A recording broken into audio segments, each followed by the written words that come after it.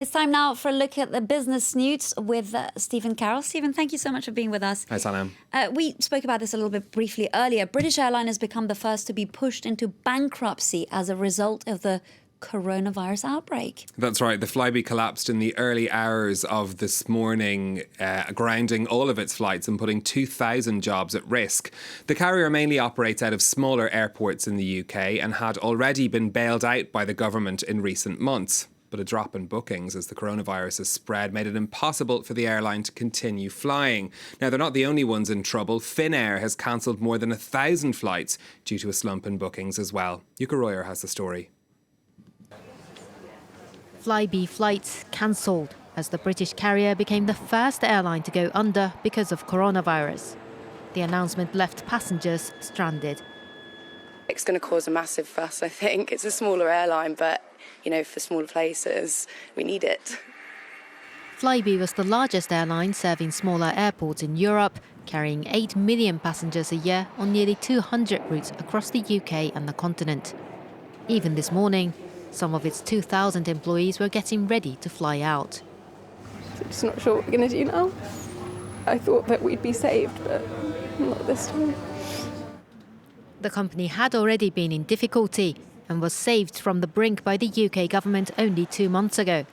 At the time, London defended the controversial bailout, saying the carrier played a vital role in keeping regions connected. But travel disruptions caused by COVID-19 proved the final straw. We really tried to do everything that we possibly could back at the turn of the year. And unfortunately, though, with the situation that's developed with Corona, an already weak company, I'm afraid just hasn't been able to survive. Flybe's collapse could have a serious impact, particularly in Northern Ireland. It accounted for 80% of routes out of Belfast City Airport. The International Air Transport Association says the coronavirus crisis could cost the airline industry €100 billion. The sector had already been facing tough times.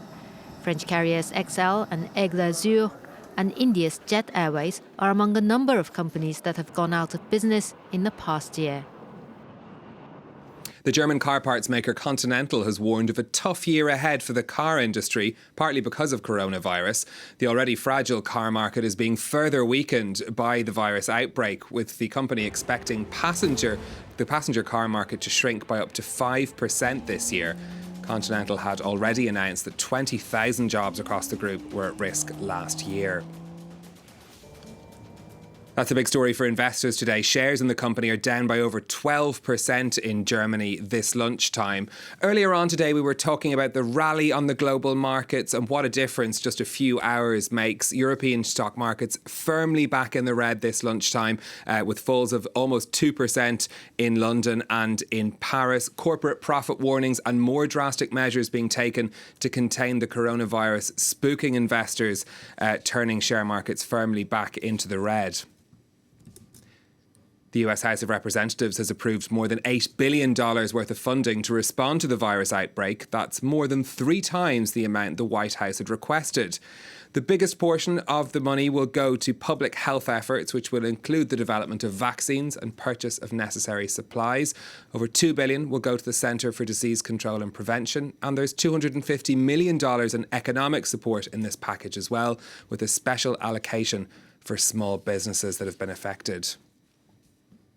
The cartel of oil-producing countries OPEC is considering slashing production in an effort to stop the oil price slide over coronavirus. According to reports, the Organisation of Petroleum Exporting Countries has agreed to reduce output by 1.5 million barrels a day if Russia signs up to the plan. OPEC ministers are meeting today in Vienna. They're expected to announce their decision formally tomorrow. Oil prices stable this lunchtime in anticipation of that move. Now, while many companies are suffering, some have actually seen an upturn in their business due to the outbreak of the virus. Among them, delivery services in South Korea. With many people avoiding contact with others and staying away from shops and restaurants, these firms have seen a big increase in their orders. There is so much to deliver. At Coupang, one of South Korea's biggest e-commerce companies, staff are struggling to cope with skyrocketing demand. We used to go out with the truck half full, but these days There are so many items that we can't fit everything inside.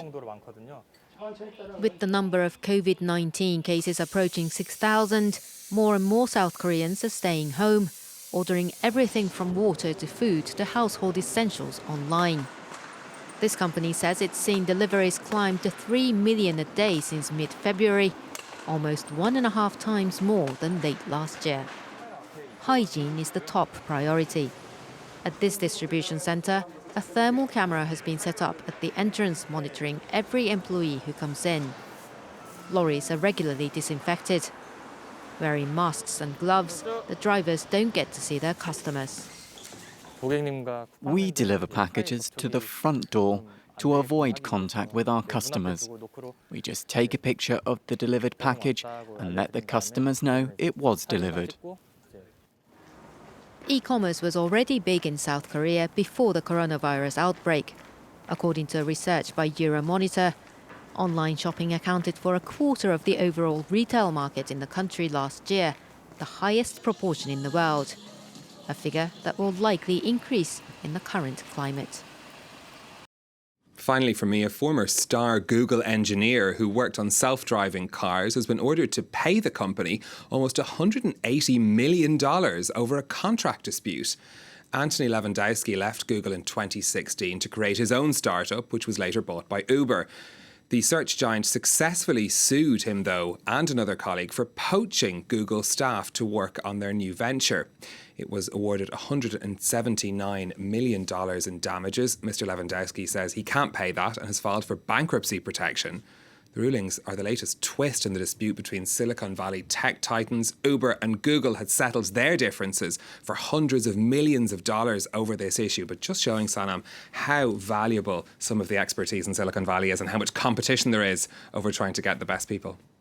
Stephen Carroll, our business editor, thank you very much for that update. Thank you for watching. Stay tuned. More news coming up with me and the team in just under 4 minutes' time.